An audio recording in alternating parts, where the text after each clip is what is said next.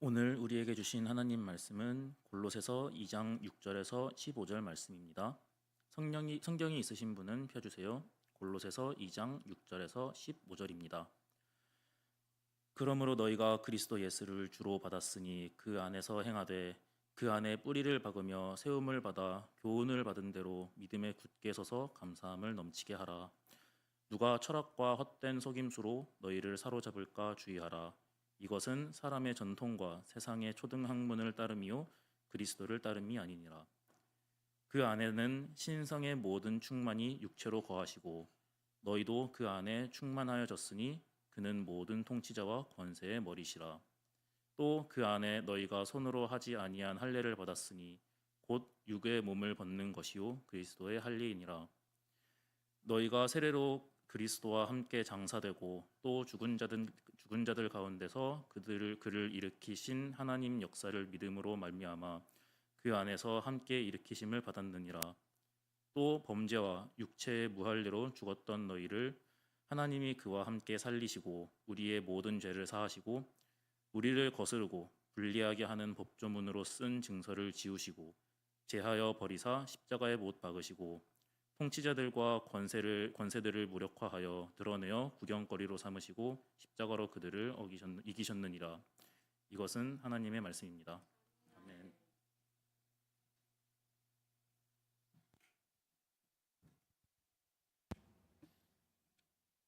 할렐루야. 알겠습니다. 잠시 기도하겠습니다. 말씀이 우리의 뿌리가 되게 하여 주시옵소서. 이제 우리는 당신의 말씀 앞에 섰습니다.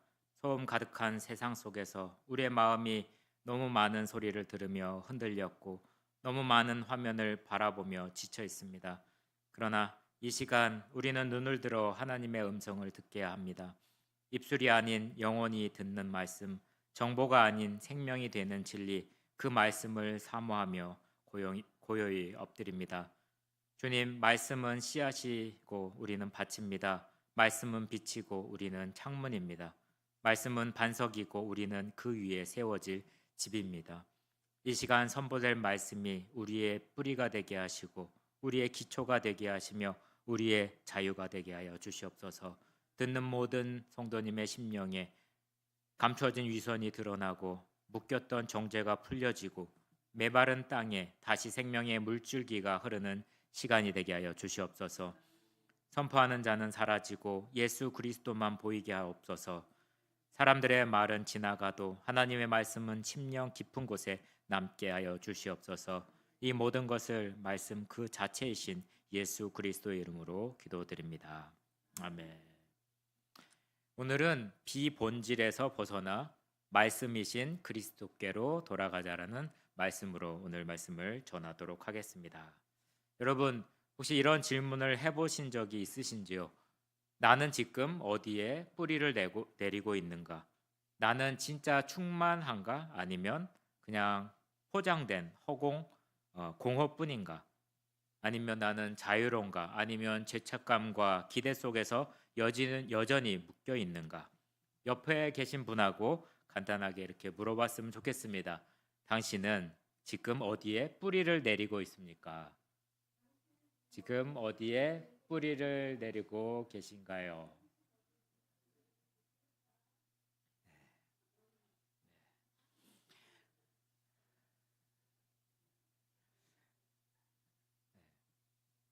재밌는 데 계신가 봐요. 네, 우리는 매일 선택 속에서 살아갑니다. 스마트폰 화면을 넘길 때, 대화 속에서 나를 꾸밀 때, 시험과 진로와 인간관계 사이에서 내가 진짜 원하는 건 뭘까? 속으로 끊임없이 묻고 있습니다. 하지만 그 질문들이 어떻게 보면 좋아요, 구독수로 채워지지 않을 때 우리의 마음 어딘가는 설명하기 힘든 공허함이 자리 잡습니다. 다들 아시죠? 인스타그램 그 피드가 반짝일 때 역시 내 마음은 텅 비어 있고 유튜브를 보시며 내가 좋아하는 것을 찾아주고 보여줍니다. 그것 때문에 내가 웃고 즐기지만 내 삶은 의미를 잃고 있고 사람은 많은 것 같은데 연결된 건지 끌려다니는 건지 모르는 헷갈릴 때가 있습니다. 그때 우리는 이렇게 되묻습니다. 나 지금 어디에 잡혀서 살고 있지? 내 뿌리는 어디에 있는 걸까? 오늘 우리가 함께 읽은 골로새서 2장 6절에서 15절의 말씀은 단순한 신앙의 교훈이 아닙니다. 이 말씀은 흔들리는 세대에게 던지는 부르심이고 포로된 사람에게 외치는 해방의 외침이 될 수가 있습니다. 바울은 이렇게 말합니다. 예수를 주로 받았으니 그 안에서 행하라. 그분 안에서 뿌리 내리고 그분 안에서 충만을 이루고 그분 안에서 자유함을 경험하라고 말씀하고 있습니다. 이제 우리는 이 말씀 안에서 세 가지 여정을 함께 걷고자 합니다. 첫 번째, 화면에 보시면 함께 세 번째 여정까지 읽어보시기 바랍니다. 시작.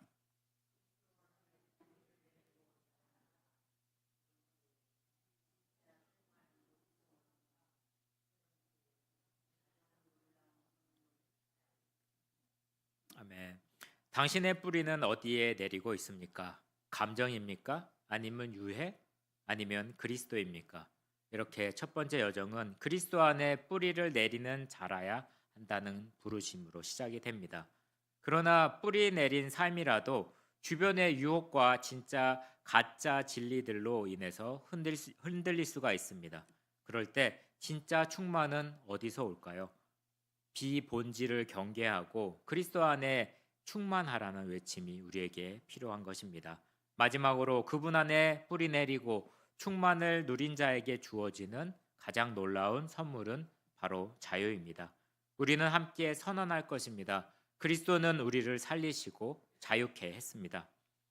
첫 번째 여정을 다시 한번 읽어보시겠습니다. 화면에 보시면 함께 읽겠습니다. 시작. 그리스도 안에 뿌리를 내리고 자라나라. 그리스도 예수께 받은 믿음은 그 안에 뿌리 내리고 세움을 받을 때 온전히 자라난다. 신앙은 한순간의 고백으로 완성되지 않습니다. 그것은 한편의 노래처럼 첫 소절이 시작하지만 끝까지 불러야 의미가 됩니다. 한 알의 씨앗처럼 흙 속에서 잠들고 싹을 틔우고 뿌리를 내리고 계절의 바람과 비를 견디며 자라 열매 맺는 삶의 전체의 순례가 될 수가 있습니다. 골로새서 2장 6절에 보시면 그러므로 너희가 그리스도 예수를 주로 받았으니 그 안에서 행하되 이 말씀은 단지 교리의 요약이 아닙니다. 인생의 방향을 묻는 질문이고 길 위에서 나침반이 됩니다. 예수님을 주로 받았다는 말은 그날 예수님 앞에서 무릎을 꿇고 예수님이 나의 삶의 주인이 되어 주세요라고 고백하는 그 순간입니다. 그러나 행하라는 말은 지금 이 순간을 말합니다. 월요일 아침 침대에서 일어나기 싫은 그때, 친구의 말 한마디에 상처받아 마음이 멈춰버릴 때, 세상 속에 비교의 늪에서 허우적거릴 때, 그때마다 그분 안에서 살아가라는 이야기입니다. 그리고 바울은 두 개의 선명한 이미지를 우리에게 줍니다. 그 안에 뿌리를 박으라는 말이 있습니다. 씨앗이 흙을 만나는 순간 보이지 않는 생명의 줄기가 아래로 내려가며 그리스도 안에 깊이 연결되는 것입니다. 감정의 날씨에 흔들리지 않는 믿음은 이 뿌리에서 시작이 됩니다. 또한 세움을 받아라는 그 뜻은 공사 중인 건물이 아니라 기초가 단단히 닦인 집을 상상해 보시기 바랍니다. 태풍이 와도 흔들리지 않는 건물처럼 말씀 위에 세워진 삶은 휘청이지 않습니다. 신앙은 단순한 감정이 아닙니다. 신앙은 살아있는 유기체이며 동시에 무너지지 않는 성정이라고 할 수가 있습니다. 우리는 말씀이라는 생명의 토양 위에 심겨진 나무이고 예수님이라는 반석 위에 설계된 우리가 존재입니다. 1세기 골로새 교회는 가짜가 진짜처럼 보이던 시대입니다. 헬라 철학이 있습니다. 육체는 악하고 영은 선하다라는 것을 계속 주장하고 있습니다. 영적인 것만이 고귀하다고 말했고 율법주의는 어땠습니까? 율법을 지켜야 진짜 믿음이라고 말했습니다. 천사 숭배는 신비롭고 거룩해 보이지만 진리에서 한참 벗어난 것이었습니다. 그때 바울은 이렇게 소리칩니다. 예수 그리스도만이 너희의 뿌리가 되어야 한다고 말하고 있습니다. 그 안에서 행하라는 헬라어 현재 명령형이 그것입니다. 그것은 단발성이 아니라 계속되는 발걸음, 삶의 우리의 패턴을 말합니다. 그리스도 안에서 걷는 삶, 그것이 바로 우리가 알아야 할 신앙이 됩니다. 바울의 이 메시지는 시편 1편과 울림과 연결이 됩니다. 다들 아시죠? 그는 시냇가에 심은 나무와 같아서 철을 따라 열매를 맺는다는 내용이 나옵니다. 물이 흐르는 자리, 햇빛과 비가 머무르는 자리, 사람들이 눈여겨보지 않아도 뿌리가 깊어지는 나무가 있습니다. 말씀에 심긴 사람은 시냇가 나무처럼 가만히 자라고 때가 되면 뭘 맺죠? 열매를 맺고 마침내 세상을 살릴 수가 있게 됩니다. 구약의 시냇가의 나무가 신약에서는 어떤 것이 될까요? 그리스도 안에 뿌리 내린 성도가 됩니다. 이 뿌리는 계속해서 영혼을 적시고 눈물의 계절에도 생명을 길어 울립니다. 한 아이가 작은 화분에 나무를 심었습니다. 하루 이틀 초록싹이 올라가는 걸 보며 매우 기뻐했습니다. 하지만 바람이 불고 비가 쏟아지자 그 화분이 넘어졌고 그 작은 새싹은 뿌리채 뽑혀 죽어버렸습니다. 그때 엄마가 이야기합니다. 얘야, 그 뿌리가 얕으면 쉽게 쓰러지는 거란다. 여러분의 뿌리는 어디에 있습니까? 감정에 있습니까? 아니면 지식 위에 그 유행에 있습니까? 그리스도 안에 뿌리를 두시기 바랍니다. 심장이 요도치는 밤에도, 친구들이 외면당한 날에도, 자존심이 무너지는 순간에도 그 뿌리는 당신을 살릴 수가 있다는 것입니다. 우리의 신앙은 이벤트가 아닙니다. 그것은 긴 여정입니다. 마라톤 같은 여정입니다. 예수 그리스도 안에서 뿌리 내리고 세워지고 감사함으로 자라나는 매일의 숨결 같은 삶입니다. 이 믿음은 요란하지도 않아도 견딥니다. 이 믿음은 느리지만 깊습니다. 그리고 마침내 열매를 맺는 것과 같습니다. 그러나 사랑하는 여러분, 뿌리를 내리고 자라는 것으로 충분하지 않다는 것을 다 아실 것입니다. 오늘도 우리 주변에서 진짜처럼 보이는 가짜들이 너무 많이 있습니다. 진리를 유장한 철학, 말장난으로 우리의 시선을 빼앗습니다. 그럴수록 우리는 더욱 본질이신 예수 그리스도 안에 충만함을 붙들어야 할 것입니다. 이제 두 번째 진리를 향해 옮겨보도록 하겠습니다. 그리스도 안에 있는 충만함, 그 안에 숨겨진 빛을 함께 발견해 보기를 원합니다. 두 번째 함께 화면을 보시면서 읽겠습니다. 시작.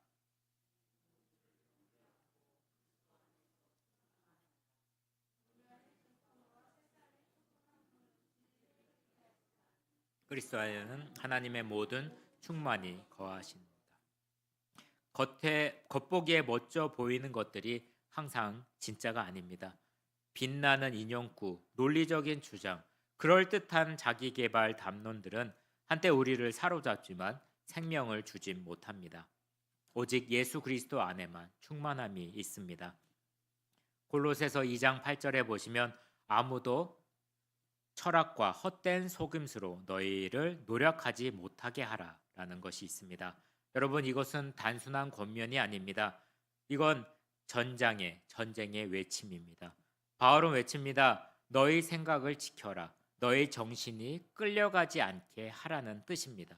여기에서 노력하라는 그 뜻은 전쟁에서 포로를 사로잡듯 우리의 마음은 쉽게 끌려간다는 겁니다. 누구에게 끌려갈까요? 가장 인기 있는 유튜버의 세간에 가장 매끄러운 강연자 테드 세바시라고 들어보셨죠? 참 말을 잘합니다. 그 강연자의 가치관에 끌려가게 되기가 쉽습니다.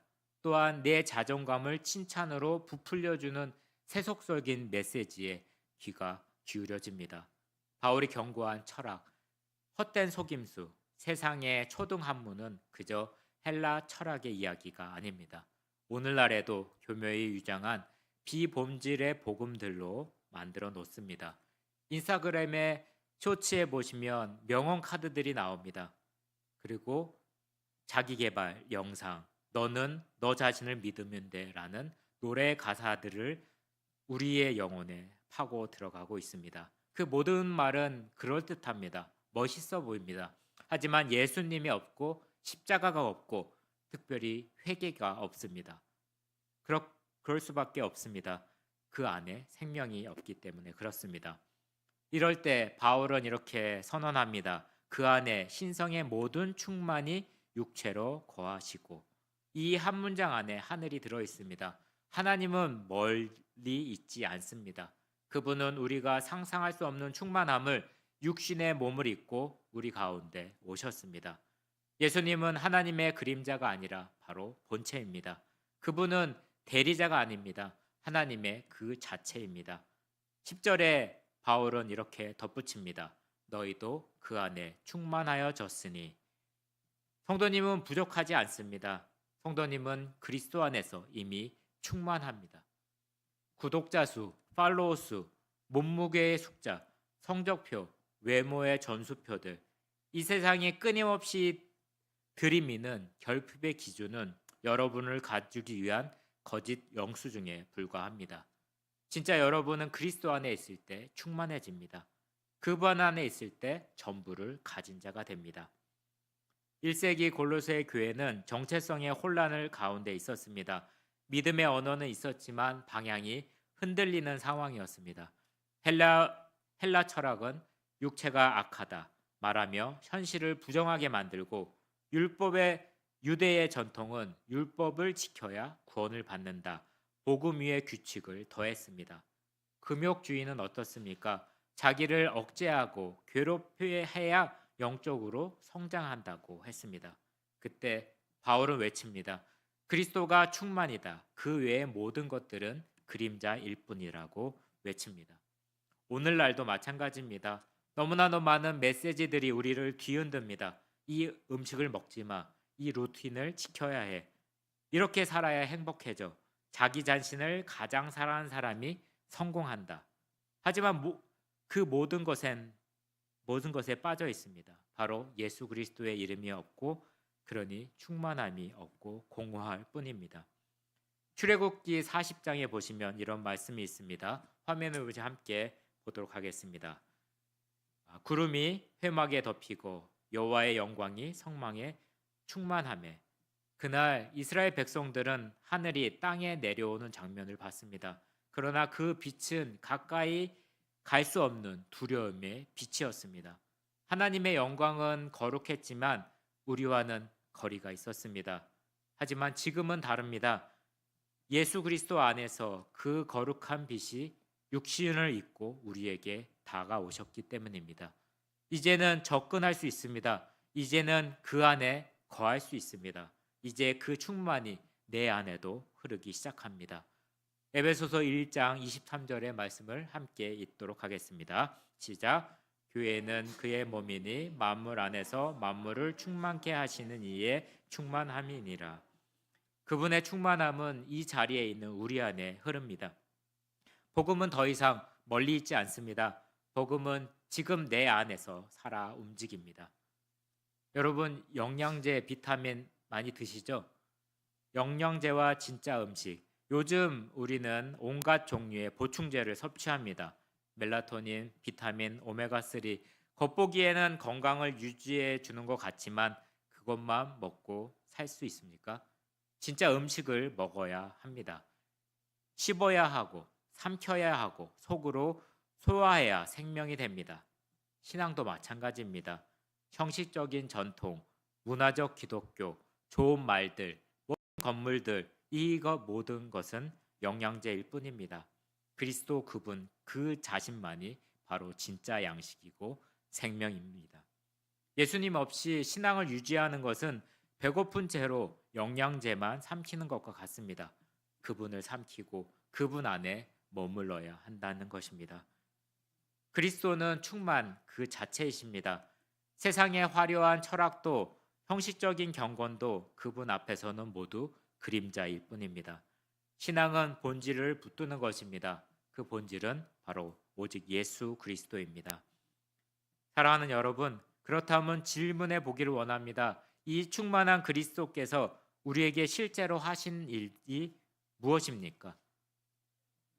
우리는 죄에 눌리고 정죄에 묶여 살았지만 그리스도는 우리를 살리셨고 자유하게 하셨습니다. 십자가에서 기록을 지우시고 어둠의 권세를 이기셨습니다.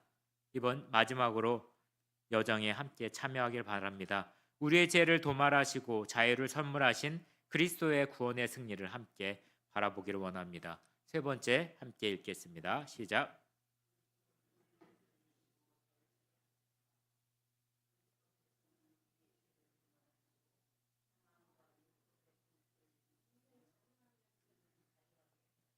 아멘.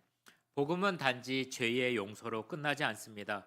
복음은 사망을 삼켜버린 생명의 승전가입니다. 정죄를 찢고 일어난 자유의 선언입니다. 복음은 눈물이 멈춘 자리에서 속삭이지 않고 십자가에서 우렁차게 외칩니다. 이젠 너는 살아났다. 골로새서 2장 13절에 보시면 너희가 범죄와 육체의 무할례로 죽었으나 하나님이 그와 함께 살리시고, 여러분은 죽은 줄도 모르고 살아가고 있을지 모릅니다. 당신의 숨은 멎지 않았지만 당신의 영혼은 마치 콘센트에서 뽑힌 전자기기처럼 꺼진 상태가 될 수가 있습니다. 빛은 있는데 전기가 흐르지 않고, 말은 많은데 생명은 없고, 움직이지만 살아있지 않은 영혼. 바울은 그 우리를 향해서 선포하고 있습니다. 하나님이 그와 함께 살리셨다. 부활의 과정은 과거형이 아닙니다. 부활은 오늘도 여러분의 심장 안에서 고동치고 있고, 그 생명은 지금 우리들의 이름을 불러 심폐소생을 하고 있는 중에 있습니다.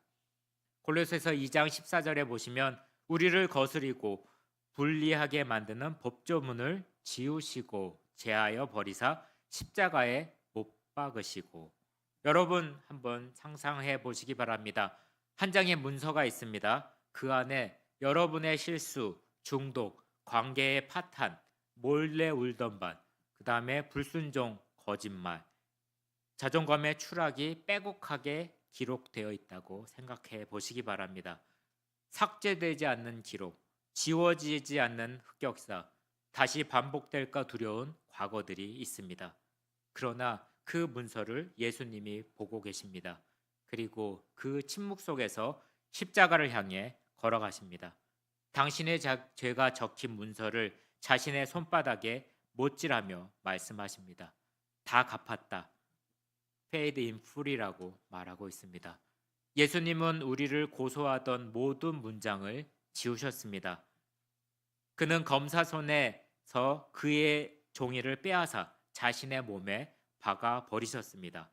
그분의 피가 바로 지우개가 된 것입니다. 고대 로마에서는 채무 기록 증서라는 문서가 있었습니다. 그 문서에 빚진 자의 이름과 갚아야 될 항복들이 기록되어 있었고, 완전히 갚았을 때만 뭐라고 써 있죠? 취소됨, 그 뜻이 테털러이스타이라고 써 있다고 합니다. 그 도장을 찍히면 이것은 모두 깨끗이 취소가 됐다는 뜻이 된다고 합니다. 바울은 이 이미지를 가져와 이렇게 말합니다. 예수님께서 너의 죄의 채무 증서를 찢어 버리셨다. 그분은 너의 빚을 대신 지셨고 너의 이름 위에 피로 자유라고 쓰셨습니다. 그리고 15절에 바울은 천상의 전쟁의 장면을 보여줍니다. 정사와 권세를 벗어버려 드러내어 구경거리로 삼으시고 십자가로 그들을 이기셨느니라. 로마의 장군들이 전쟁에 승리한 후에 포로를 잡은 적군의 장수를 묶어 거리에 끌고 다니며 이겼다고 외쳤던 퍼레이드가 있었습니다. 바울은 말합니다. 예수님께서 죄와 사망, 사탄을 공개적으로 망신 주셨습니다. 십자가는 패배의 상징이 아니라 승리의 깃발이었던 것입니다. 그 십자가는 우리의 편의 깃발입니다. 이사야서 53장에 보시면 그가 찔림은 우리의 허물이요 그의 징계를 받음으로 우리가 평화를 누렸고, 골고다 언덕은 이 약속의 성취를 이야기합니다. 예언의 피가 되어 흐르고 말씀이 십자가에 매달렸고 정죄가 거기서 죽었습니다. 그래서 로마서 8장 1절은 이렇게 말하고 있습니다. 그러므로 이제 그리스도 안에 있는 자에게는 결코 정죄함이 없나니. 여러분은 망한 존재가 아닙니다. 당신은 더 이상 정죄의 법정에 있지 않아도 됩니다. 당신은 무죄 선고를 받은 자입니다. 그리스도의 생명을 잊고 살아간 사람들이 바로 여러분입니다. 우리는 종종 지워지지 않는 잉크 같은 죄책감 속에서 살아갑니다. 과거의 실패는 사지첩처럼 자꾸 열리고 말하지 않아도 가슴 한가운데 문신처럼 남습니다. 그러나 예수님의 피는 모든 잉크보다 깊은 지우개입니다. 십자가는 하나님이 너의 기록 위에 친 붉은 하트라고 볼 수가 있습니다. 그러니 이제 우리는 더 이상 재판장 앞에 선 죄인이 아닙니다. 우리는 그리스도와 함께 부활한 생명입니다. 죄인에서 자녀로, 포로에서 왕의 동행자로 신분이 바뀐 존재입니다. 그리스도인은 여러분의 죄를 지우셨고 사망의 권세를 깨뜨리셨고 정죄로부터 여러분을 자유케 하셨습니다. 그분의 십자가는 처벌의 도구가 아니라 여러분을 위한 해방의 문이 됩니다.